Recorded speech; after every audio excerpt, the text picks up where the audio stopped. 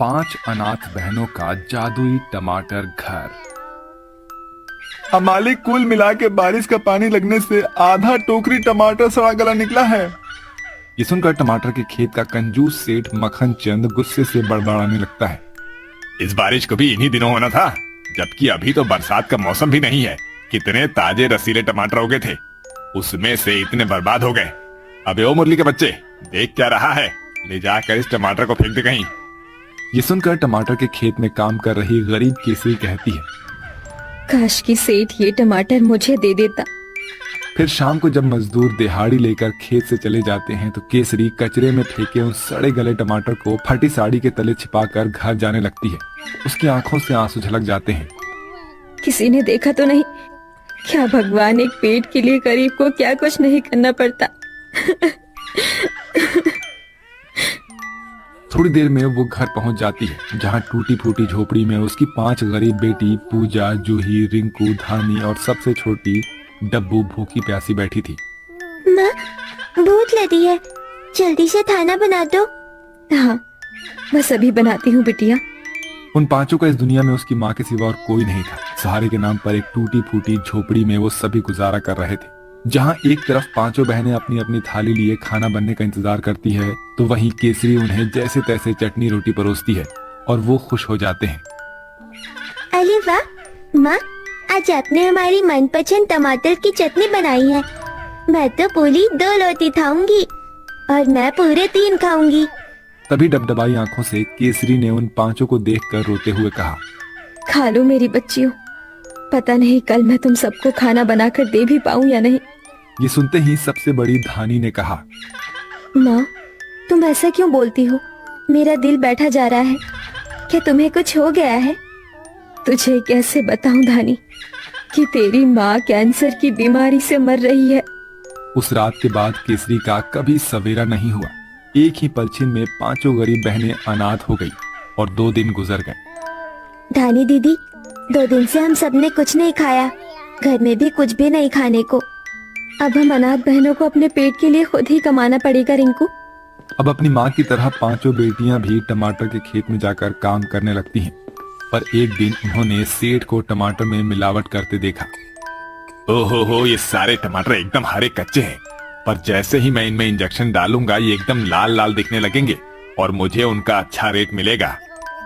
धानी दीदी, ये तो भोले भाले ग्राहकों के साथ धोखा होगा, इन्हें रोकना होगा। 5 सेठ के पास आती हैं। सेठ जी, ये आप ठीक नहीं कर रहे। इन टमाटर को खाकर गरीब की सेहत को कितना नुकसान होगा। इसे रोक दीजिए, वरना हम लोगों को जाकर बता देंगे। सेठ 5 पर बौखला जाता है। बित्ते भर की छोकरियों, तुम मुझे धमकी दे रही हो। एक तो मैंने तुम 5 अनाथ यतीम बहनों को काम दिया और तुम मुझसे ही बगावत कर रही हो। भलाई का तो जमाना ही नहीं रहा। चलो निकल जाओ यहाँ से। सेठ ने 5 को खेत से धक्का दे दिया और साथ ही अपनी अमीरी के दम पर औरों को भी उन्हें काम देने से मना कर दिया। ऐसे में 5 दाने दाने के लिए मोहताज हो गई। फिर एक रात बहुत भयंकर तूफान आया। बिजली जोर जोर से चमक रही थी, जिससे 5 डर कर उठ जाती हैं। धानी दीदी, पूजा दीदी, हमारी झोपड़ी तो हिल रही है। झोपड़ी किसी भी वक्त गिर सकती है, हमें यहाँ से निकलना होगा। 5 जैसे ही झोपड़ी से निकलती हैं, वो झोपड़ी तूफान से टूट जाती है और ताबड़तोड़ बारिश आ जाती है। वो सब भीगती रहती हैं, पर किसी ने भी उन अनाथ बहनों को अपने घर में सहारा नहीं दिया। वो भीगती भीगती जंगल की तरफ आ गई। जैसे तैसे रात गुजरती है, पर सवेरा होते ही 5 को भूख सताने लगती है। उन्होंने कई दिन से कुछ भी नहीं खाया था। वहाँ पास में एक नदी और दूसरी ओर कचरे का एक बड़ा ढेर था। दीदी, मुझे भूख लगी है, क्या खाऊं? जूही, भूख तो हमें भी लगी है डब्बू, पर हमारे पास कुछ नहीं है। तभी नन्ही सी डब्बू ने कचरे के बीच एक हरा भरा पौधा देखा, जिसमें एक बड़ा सा लाल टमाटर उगा था। डब्बू टमाटर तोड़कर ले आई। देखो दीदी, मुझको क्या मिला? टमाटर। चलो इसी में बांटकर खा लेते हैं, थोड़ी तो भूख मिट ही जाएगी। ला डब्बू, मैं इसे काटती हूँ। पूजा ने जैसे ही टमाटर को काटना चाहा, टमाटर रो पड़ा। ओहो, रुक जाओ, मेरा खून मत बहाओ, छोड़ दो मुझे। जादुई टमाटर को बोलता देखकर 5 चौंक जाती है। अरे बाप रे, ये टमाटर तो इंसानी भाषा बोलता है। हाँ रिंकू दीदी, जरूर ये कोई जादुई टमाटर है, पर मुझे भूख लगी है। मैं ये टमाटर काट कर खाना चाहती हूँ। तब जादुई टमाटर ने डब्बू को लालच दिया। और अगर मैं तुम्हें अच्छा अच्छा खाना दूं, जैसे पुलाव, पालक पनीर, खीर पूरी और फिर 56 भोग, तो क्या तुम मुझे छोड़ दोगी? पांचों की जीभ लालच से लपलपाने लगी। तभी जादुई टमाटर में से चमक हुई और देखते ही देखते 56 भोग से भरी थाली प्रकट हो जाती है। ये तो कितना सारा खाना है। आओ बहनों, खाते हैं। पांचों बहनें हबड़ हबड़ कर खाने लगती हैं और धानी ने आंसुओं से जादुई टमाटर का धन्यवाद दिया था। तुम्हारा बहुत बहुत शुक्रिया जादुई टमाटर, जो तुमने हमें खाना खिलाया। हम अनाथ बहनों का इस दुनिया में कोई अपना नहीं। एक माँ थी, वो भी मर गई। देखो तुम रो मत, तुम्हारे आंसू देखकर तो मैं भी भावुक हो गया।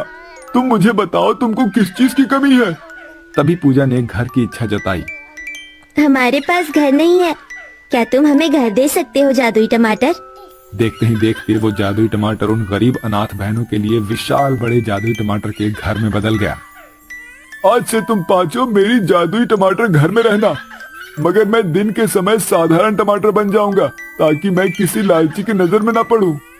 ठीक है जादुई टमाटर। पांचों उस जादुई टमाटर के घर के अंदर चली जाती हैं, जो कि देखने में बहुत ही आलीशान था।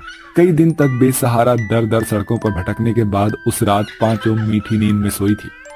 दीदी उठो, धानी दीदी, पूजा दीदी, रिंकू दीदी, जूही दीदी उठो, दिन चढ़ने को है।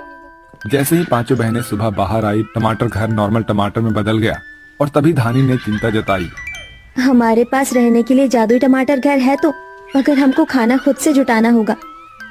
मगर दीदी, उसकी क्या जरूरत है? हम खाना जादुई टमाटर घर से मांग लेंगे। नहीं जूही, भले हम अनाथ हैं, मगर भगवान ने हम पांचों को सही सलामत हाथ पैर दिए हैं। हम खुद से कमा कर खाएंगे, माँ की तरह। पर दीदी, हम करेंगे क्या? उन अनाथ बहनों की खुददारी देखकर जादुई टमाटर बहुत खुश हुआ और देखते ही देखते उसने जादू से लाल रसीले टमाटर की 5 भरी टोकरी निकाली। ये लो, मैं तुम्हें काम देता हूँ, तुम पांचों इन टमाटर को ले जाकर बाजार में बेच दो। पांचों बहनें टमाटर लेकर बेचने के लिए निकल जाती है और लुभावनी आवाज लगा लगा कर लोगों को बुलाने लगती हैं। टमाटर ले लो, टमाटर ताजे ताजे रसीले देसी टमाटर 20 रुपए किलो में। तभी ठेले पर से टमाटर खरीदती औरत की टोली उन अनाथ बहनों के पास चली आती है। अरे वाह, इन पांचों बहनों के टमाटर तो कितने बढ़िया और ताजा दिख रहे हैं और दाम में भी सस्ते हैं। गुड़िया, 5 किलो टमाटर तोल देना। थोड़ी देर में पांचों के सारे टमाटर बिक जाते हैं और रात को वो घर चली आती हैं, जहां उनका टमाटर घर खड़ा था। दीदी, देखा आपने, हमारे टमाटर की तो लूट मच गई बाजार में। हाँ पूजा, ये भगवान की दया है। पांचों का जीवन मेहनत करके बीत रहा था। जादुई टमाटर घर उन्हें रोज टमाटर देता, जिसे वो बाजार में बेचती, जहां लोगों की भीड़ लगी रहती है और बाकी दुकानदार के टमाटर और सब्जी धरे के धरे रह जाते हैं। सब मुंह देखते रह जाते हैं और इसका असर ये हुआ कि बाजार वालों ने सेठ मक्खन चंद के टमाटर खरीदना बंद कर दिया। और जैसे ही सेठ को पांचों बहनों के टमाटर बेचने का पता चला, तो वो एक रात उन्हें ढूंढता हुआ उस जगह पर आ पहुंचा और उनका जादुई टमाटर घर देख लिया। अच्छा, तो इस जादुई टमाटर के घर के दम पर बन रही है ये अनाथ बहनें? अभी बताता हूँ इन्हें जाकर। सेठ उनके टमाटर के घर में घुस आया और उन्हें धमकाने लगा। सेठ जी, आप यहाँ? हाँ मैं, कान खोल कर सुन लो पांचों। अगर कल से तुम बहनें मुझे बाजार में टमाटर बेचती हुई नजर आई, तो देख लेना, तुम पांचों बचोगी नहीं और ना ही तुम्हारा ये टमाटर का घर। पांचों चिंता में आ गए कि अब क्या किया जाए। सबकी आंखों से आंसू छलक आए थे। जादुई टमाटर घर, अब हम क्या करेंगे? यही टमाटर तो हमारे कमाने का जरिया है। अब तो ये आसरा भी छिन जाएगा। चिंता मत करो, मैं तुम्हें एक जादुई टमाटर दूंगा। तुम बस उस सेठ को खिला देना और फिर देखना वो कैसे अपना सच खुद लोगों को आगे आकर बताता है। ये कहते हुए जादुई टमाटर घर ने उसे एक टमाटर दिया और अगले दिन पांचों फिर से बाजार पहुंच गई। सेठ भी वहां आ धमका। इतना मना करने के बाद भी इन अनाथों ने दुकान लगाई है।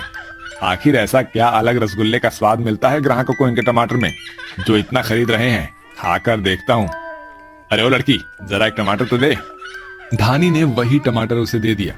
ये लो सेठ जी, ये टमाटर सबसे मीठा है, खाकर देखो।